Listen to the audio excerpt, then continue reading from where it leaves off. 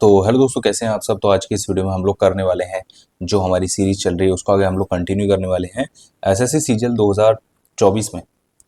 2024 में जितने भी 36 शिफ्ट आई थी तो उसके हम लोग यहाँ पर सॉल्यूशंस कर रहे हैं। और एक एक करके हम लोगों ने 3 पेपर इसमें डिस्कस कर लिए और आज ये चौथा पेपर होने वाला है। तो बिना देरी के हम लोग इसको शुरू करते हैं डिस्कस करना। ठीक है, चलो। तो देखो, यहाँ पर 2 डाइस दिए गए हैं आप लोगों को और आपको ये बताना है कि अपोजिट ऑफ एम क्या है, इसके अपोजिट। तो जब भी आप लोगों को ऐसे दे रखा हो तो एक आप लोगों को कॉमेंटम ढूंढना है, उसके बाद क्लॉक वाइज ऐसे करके घुमा देना है। मतलब टी, एम, एस और टी, आर और पी। तो एम के अपोजिट जो है ना वो आर आ जाएगा, तो आर यहाँ पर आंसर हो गया। देखो, इसको करने के लिए काफी अच्छी तरीके से आप लोग कर सकते हैं। देखो, इसमें अगर आप लोग ध्यान से एक चीज देखोगे, एक पैटर्न दिखेगा कि ये यहाँ जा रहा है, इसके बाद ये यहाँ जा रहा है। मतलब देखो, डी यहाँ आ गया, एस यहाँ आ गया और यहाँ जो चीज थी एस, वो अगले वाले में यहाँ आ गया और यहाँ आने के बाद वो चीज यहाँ आ जाती है। इसका मतलब ये है कि अगले वाले में जो डी है ना वो यहाँ आ जाएगा। तो यहाँ जो है वो डी होना चाहिए। यहाँ डी है नहीं, यहाँ डी है नहीं, यहाँ डी है नहीं, तो यहीं पर एक में डी है, तो यही आंसर हो गया। आगे बढ़ते हैं। यहाँ पर दिया गया है ब्लॉसम और विदर का एक कनेक्शन है, तो स्टैग्नेट का कनेक्शन इससे होगा।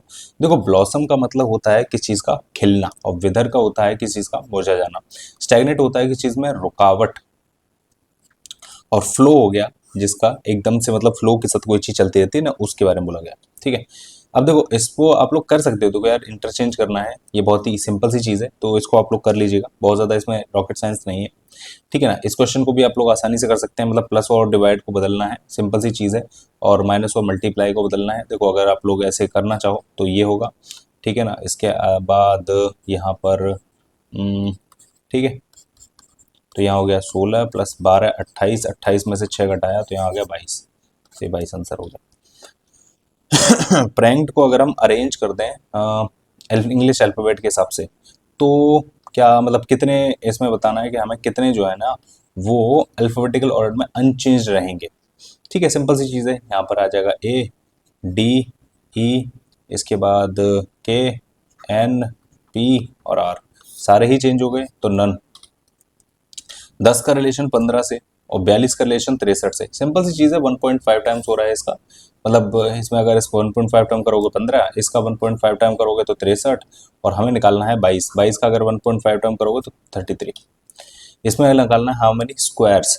चलो गिनना शुरू करते हैं। देखो, एक तो ये हो गया बड़ा वाला। ठीक है ना, एक सेकंड। देखो, ये एक स्क्वायर हो गया। ठीक है, एक ये हो गया। ठीक है, दो, एक ये हो गया, 3 हो गए यहाँ पर, एक आपका ये हो गया, ये 4 हो गए।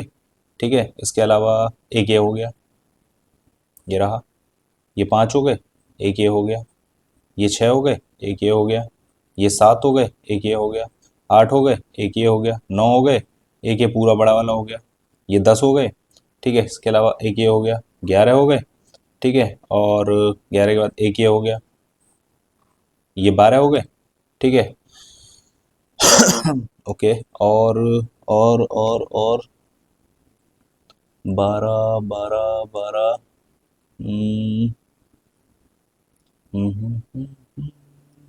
ठीक है, एक ये बड़ा वाला हो गया, ये आपका 13 हो गए। ठीक है, और एक ये वाला और रह गया।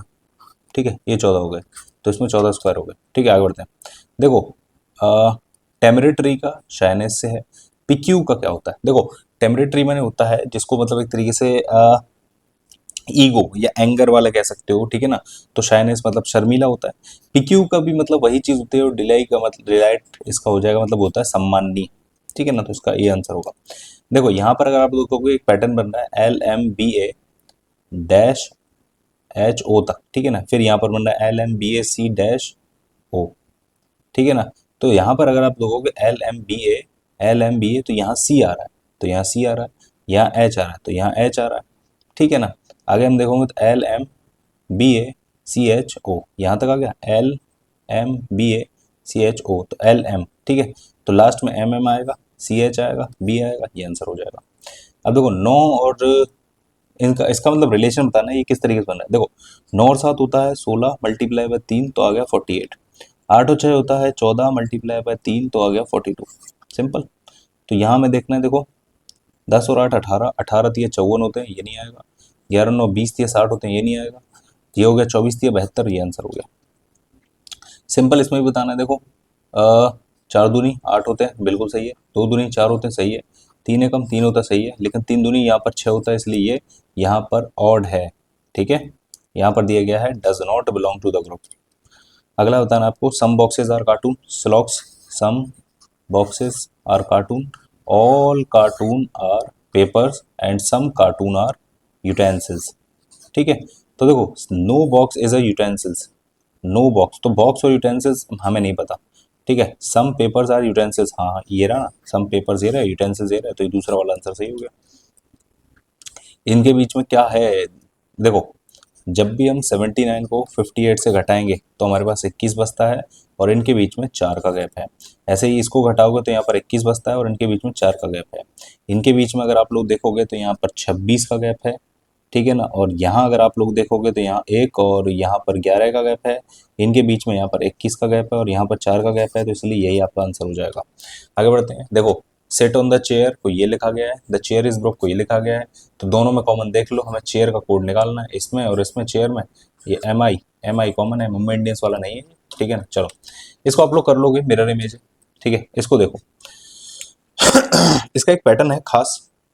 देखो जब भी यहाँ पर देखना ध्यान से, यहाँ पर जब भी यहाँ पर कोई न्यूमेरिकल वैल्यू होगी ना, न्यूमेरिकल वैल्यू जब भी होगी, तो ये क्या होंगे, ये जो चीजें हैं ना ये आपस में इंटरचेंज हो जाएंगी, मतलब के यहाँ आ जाएगा और एक्स यहाँ आ जाएगा। ठीक है, लेकिन जब भी यहाँ पर कोई ना कोई अल्फाबेटिकल वैल्यू होगी तो ये वाली वैल्यू यहाँ पर आ जाएगी। देखो यहाँ पर आप लोग देख सकते हो, यहाँ पर अल्फाबेटिकल वैल्यू, तो जो एक्स है ना वो यहाँ आ गया। अब यहाँ से हमें अगला वाला बनाना, तो यहाँ है अल्फाबेटिकल वैल्यू, यानी कि टी जो है ना वो यहाँ आ जाएगा मिड में। ठीक है, तो एक में ही है यहाँ पर, तो यही आंसर हो गया। ठीक है, बेल को लिखा गया, ये सिंपल सी चीज है बेल को लिखने के लिए। देखो एल का होता है एम, इस एल का एक पीछे वाला लो।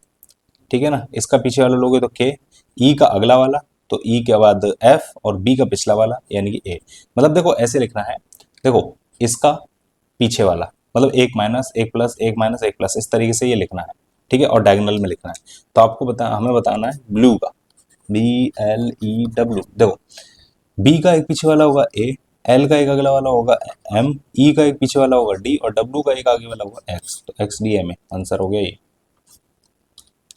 इसको अगर फोल्ड करोगे तो देखो सिंपल सी बात है, ये पूरा यहाँ बन जाएगा, ये जो ट्रायंगल है ये यहाँ बन जाएंगे यूँ, और यहाँ सर्कल आ जाएगा। तो देखो ये तो टूट रहा है, ये भी टूट रहा है, तो ये बनेगा नहीं। यहाँ ऊपर ट्रायंगल है, यहाँ ट्रायंगल नीचे है, तो ये भी नहीं बनेगा। ठीक है, हमें बताना है कि देखो ये इनके बीच में ऑड कौन सा है। देखो एल के बाद MNOP क्यू आ जाता है, DEFGH आई आ जाता है, PQRS, ये तो टी यहीं आ गया, तो इसका मतलब यही ऑर्ड है। देखो सिंपल सी चीज़ है, जे, देखो RSTU तो V आ गया, WV WXY तो Z आ गया। ठीक है, तो इसी के JKLM तो N आ जाएगा, N से शुरू होने वाला सिर्फ एक है, तो यही आंसर हो गया। देखो यहाँ पर क्या है, सिंपल सी चीज़ है, 23 है, 27 है, 43 है, 79 है और 143 है। इनके बीच में है 4 का गैप। इनके बीच में जो है कितना हो गया, ये हो गया तुम्हारा 16। ठीक है, इनके बीच में आ गया ये हो गया 36, और इनके बीच में अगर आप लोग जाओगे तो यहाँ आ जाएगा कितना, कितना हो गया, 9 और 4 और कितना था, ये 6 हो गया।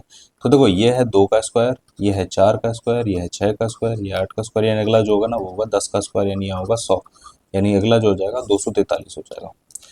सिंपल, इसको बना लेते हैं हम लोग, इसका रिलेशन पूछ रहा है ये।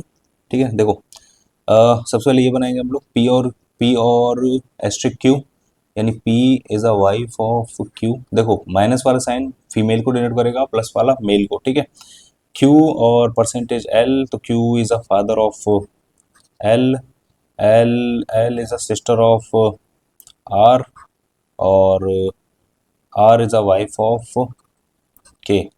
तो हमें बताना है यहाँ पर कि how Q is related to I, तो Q क्या लगता है I का फादर। देखो 60, इसमें -3 58, इसमें -3 ये आ गया, इसमें -3 ये आ गया, इसमें -3 करोगे तो ये आ जाएगा 49, और एक ही ऑप्शन में है, तो ये आंसर मिरर इमेज है, बहुत आसान है, आप लोग बना ही लोगे, ये आंसर हो जाएगा।